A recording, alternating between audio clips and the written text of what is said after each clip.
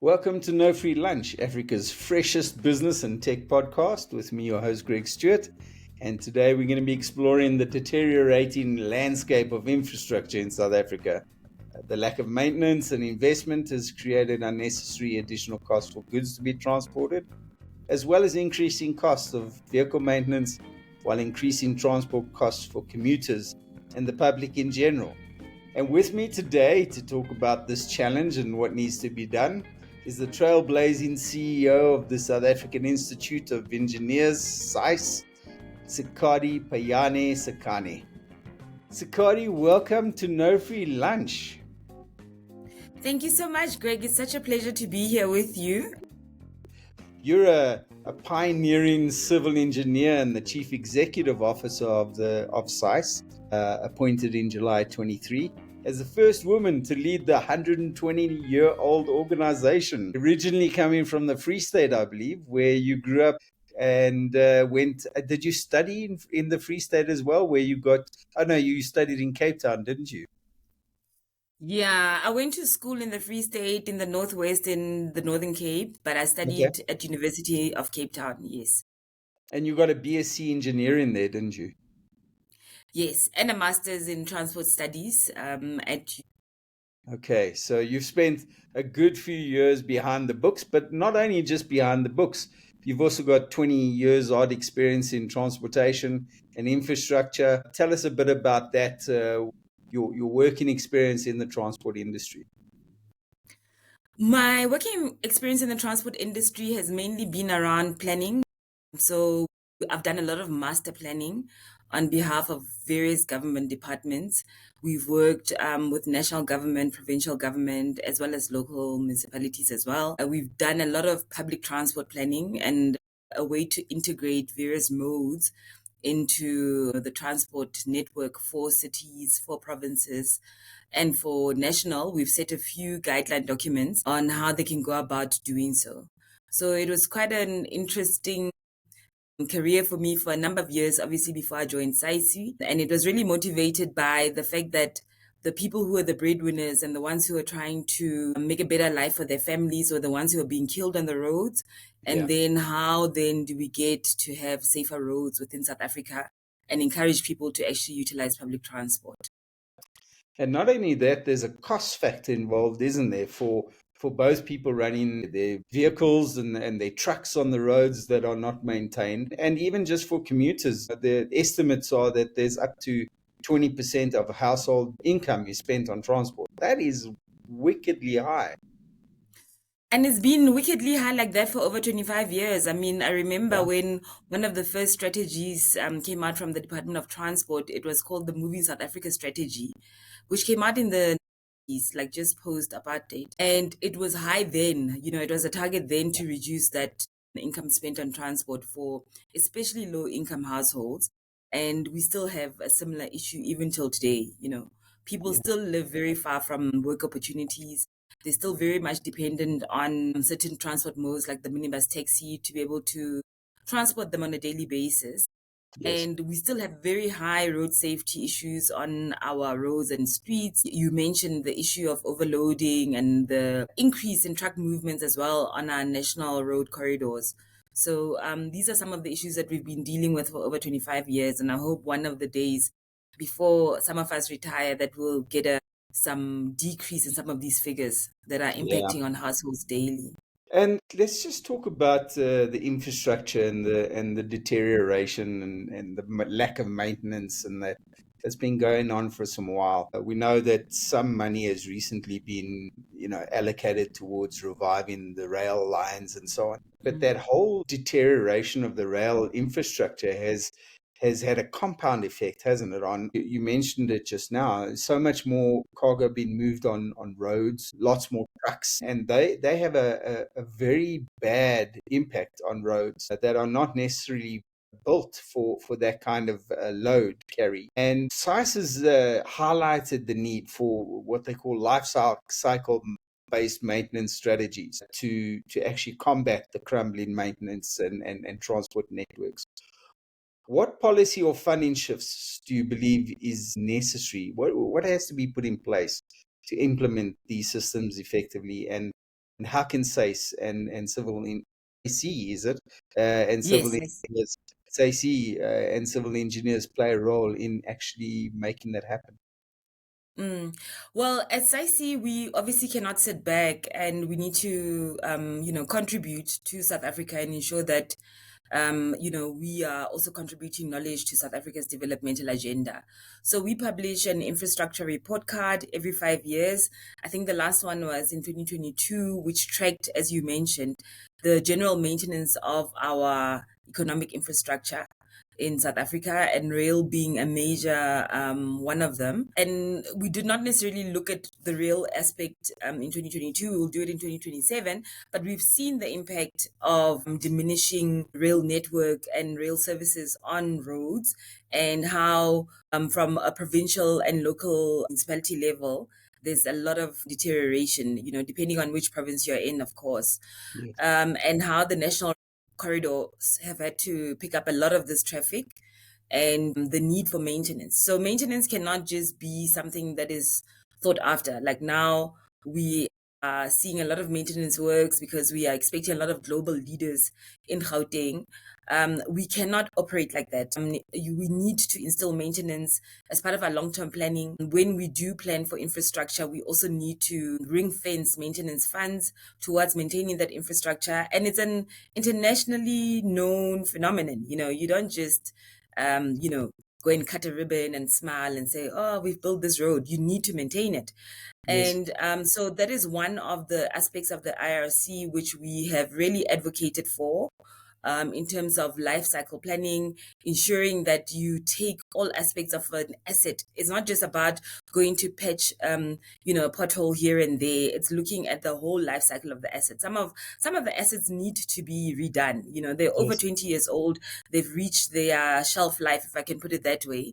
And this is a kind of thinking, like systems thinking, that we expect from infrastructure departments within the country.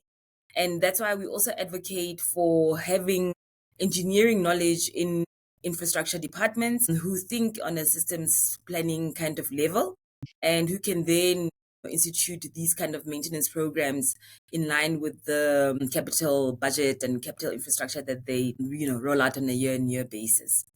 Now, the government's just received a huge, a whopping big, I think it's 950 million loan from one of the big financial institutions that is supposed to be being provided, particularly on a municipal level, to local municipalities that are going to be incentivized by keeping better accounting records, better maintenance, better all of these things that are supposed to be addressing some of the shortfalls on infrastructure and service delivery and so on.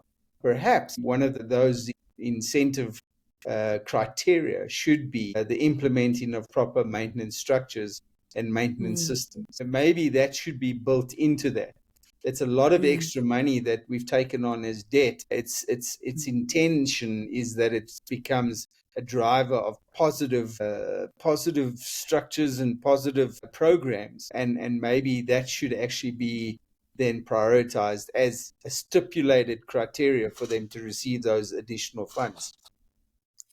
I completely agree. I mean, one of my colleagues or friends in the Western Cape, they've partnered with a private cell phone company whose name I won't mention. And they are really about using data to do asset management systems. So they've come up with apps where local residents can report where there is, issues around infrastructure.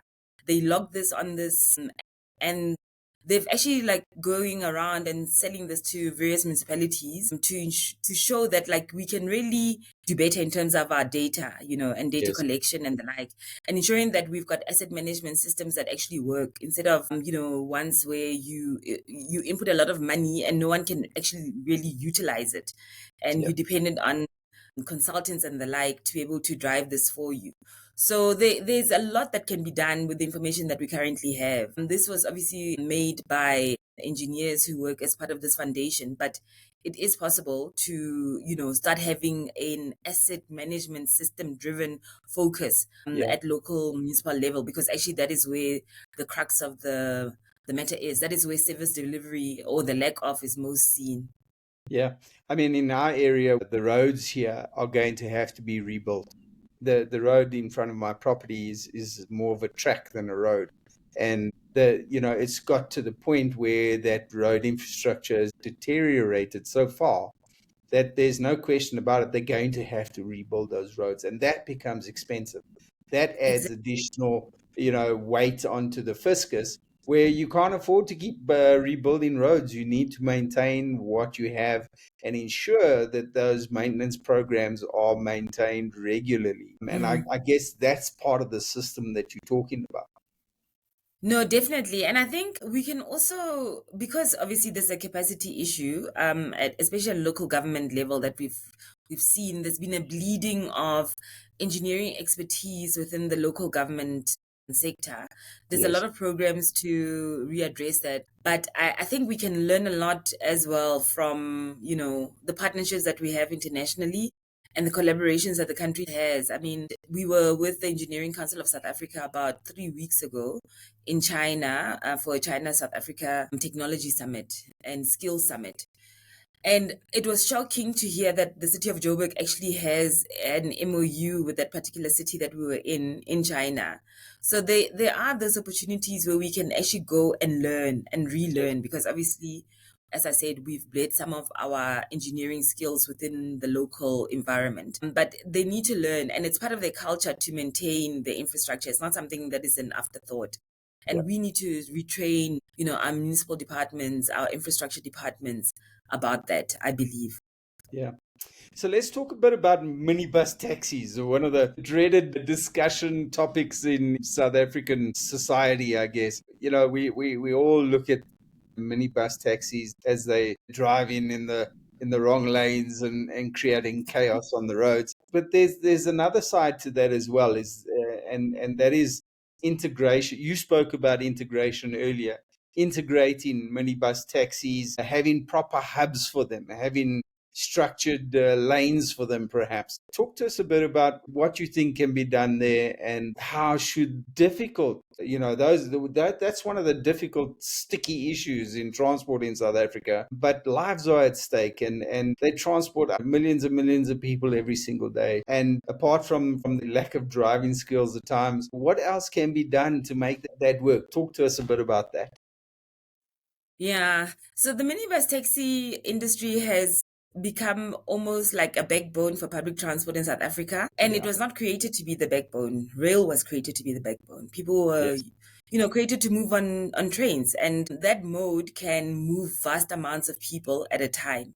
And it's not just something that is a South African phenomenon. It's throughout the world. Like the rail system is a backbone of any public transport or even freight transport corridors of nations. So we lost a lot when there was a stoppage in rail services and the like. And I've seen PRASA has really made a lot of efforts to reinvigorate some rail corridors within certain cities and the like. So the minibus taxi guys are real businessmen. Where they see a demand, they will be there. If a developer comes with a shopping center, it does not even take a week or two for taxis to start, parking Yeah. around that area and making themselves seen. The only criticism that I have is that they are left out of planning. A lot of people utilize them because they find it quite convenient, and they're very agile. They're not, okay, this is my route, that's the route that I'll stick to. They're quite agile. They go where the people are. And we do not create enough space for them from a town planning perspective. And that's why perhaps we see them overfilling on roads, parking at intersections, just making their own laws. Mhm. I still think in terms of road safety and driver behavior, there's a lot of improvement and accountability that the industry needs to take into their side as well. They need to take Yes. accountability for their driver behavior, which is really unacceptable. I mean, if we are all late, we are all late. Just follow the car in front of you. We will all get there. No one is more important than the other person. Yeah. I also think another issue that went wrong in the public transport stage is when we were rolling out bus rapid transit systems in cities about 20 years ago. So after looking at the Curitiba models and the South American models, we introduced a new mode without necessarily including the current operators who were there, which were the minibus taxi operators. And we've tried to sort of patch them into the system. And at times they actually compete with these bus rapid transport systems, Mm. which have been, there's been a lot of investment of money into these systems all over the country. And now you have minibus taxis competing on these routes. It's not a very efficient system, our public Mm. transport system as a whole. So there's a lot where we have erred as public transport planners in the way that we have thought of cities, and how we just automatically thought that the minibus taxi industry will be absorbed by buses, Yeah. which is not necessarily possible. Like our streets are not necessarily designed to have buses running there. So as I mentioned, the agility of the minibus taxi as a mode has made it last this long, even though it's got certain concerns.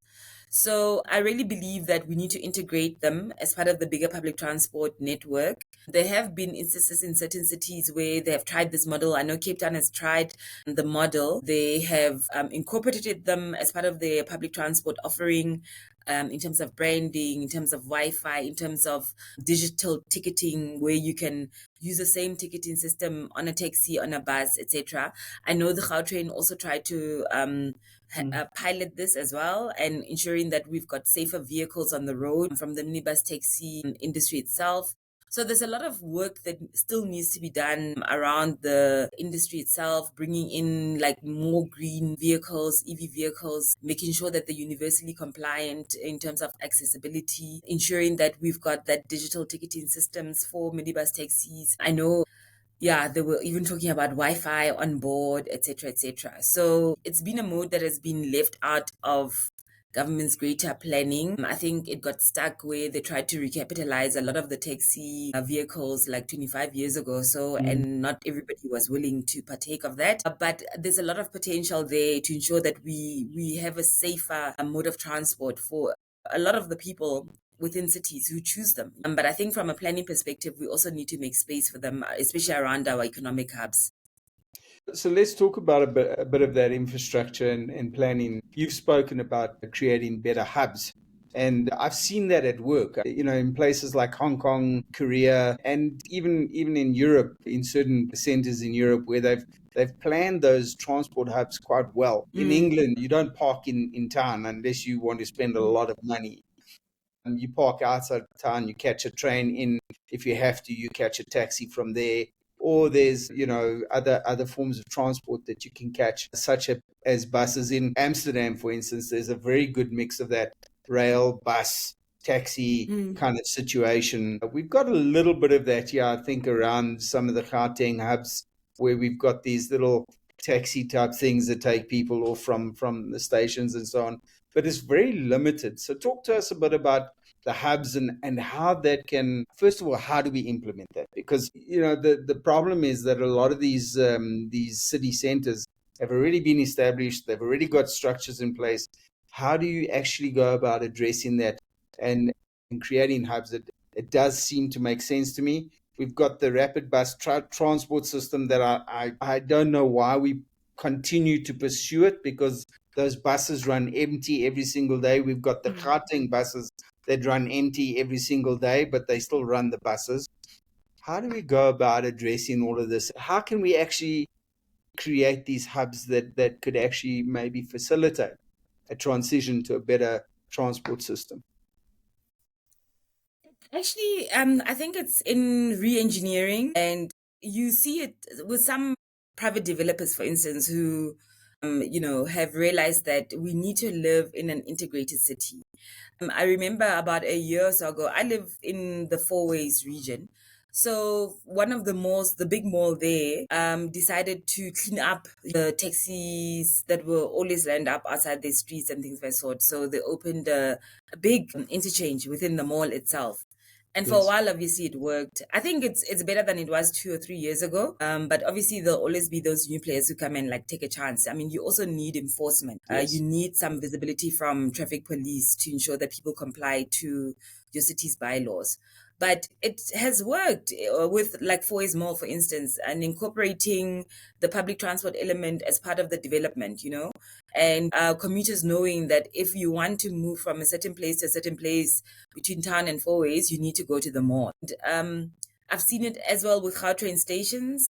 where it's not just the Gautrain bus that has been accounted for and people who can be able to park there and park and ride, but where they've also, especially the Sandton one, where they have a public transport interchange with taxis as well within that, and trying to also attract different kind of travelers within the Gautrain. So it's not something that is impossible. We have done it before. We just need to enforce it as well. Like from a bylaw perspective, we need the traffic officers to also, be there on the streets, ensuring that we can be able to clean up the streets and make sure that people utilize the infrastructure that has been provided for them.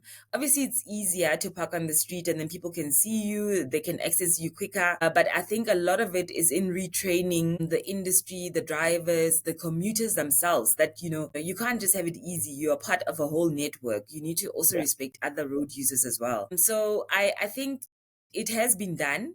We just need to enforce it. And I think where it can sometimes get out of order is where there's a lack of enforcement, where there's a lack of visibility. But in terms of like the interchanges and the hubs, some of the private sector is leading. Gautrain has done some good work around that.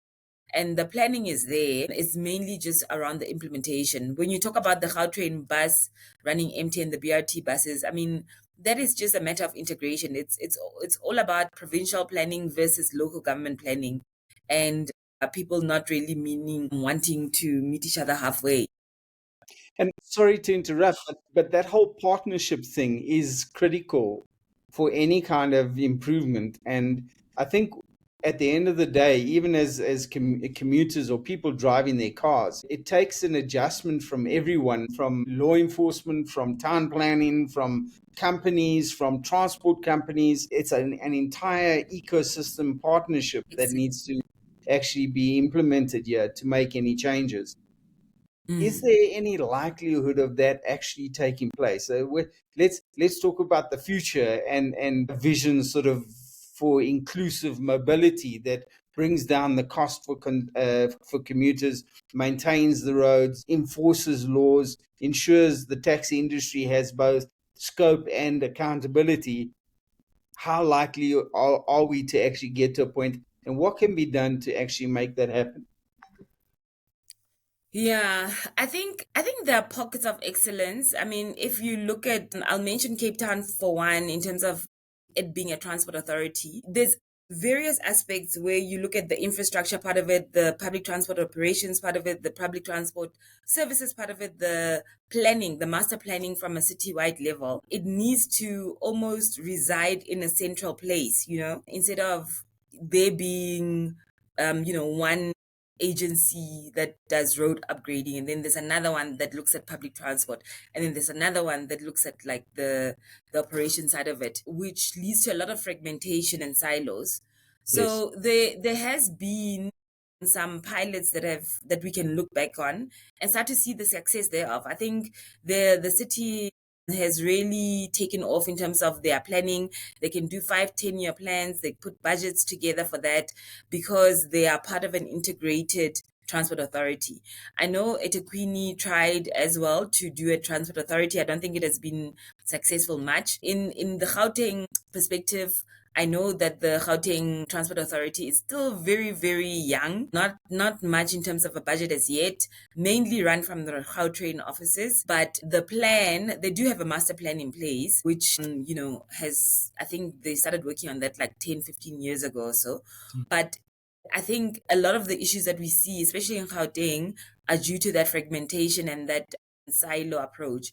They got it right for the G20, where and I mean, they've been able now, as you mentioned, to get funding, well, a loan from the World Bank to upgrade the CBD of Joburg. I know that they also won a project from Infrastructure South Africa to be able to, do a feasibility study for that and get like private partnerships on board to be able to revitalize the city of Joburg. So in crisis mode, we are good, but it should not get, no. we should not allow ourselves to get to that place where now the presidency has to intervene, Infrastructure South Africa has to intervene, the Sunwell has to intervene in City of Joburg's matters for us to start getting maintenance going and implementing programs that should have been done as part of our day-to-day and what residents expect of the municipality and when they pay the rates and services. I agree. Well, with the eye of the world on Johannesburg and the G20, and with some of the cleanup and some of the maintenance that has been sort of reinstituted across not the country, but certainly in Johannesburg. And Mm. hopefully there would be a coming together of a greater partnership that can drive this thing going forward. Sekadi, it's been good chatting to you, and I hope that you and SAICE will continue to play a role in terms of raising the concerns and getting involved in providing solutions, and wish you everything of the best going forward. Thank you very much for your insights. Thank you so much, Greg. I really enjoyed this. Thank you.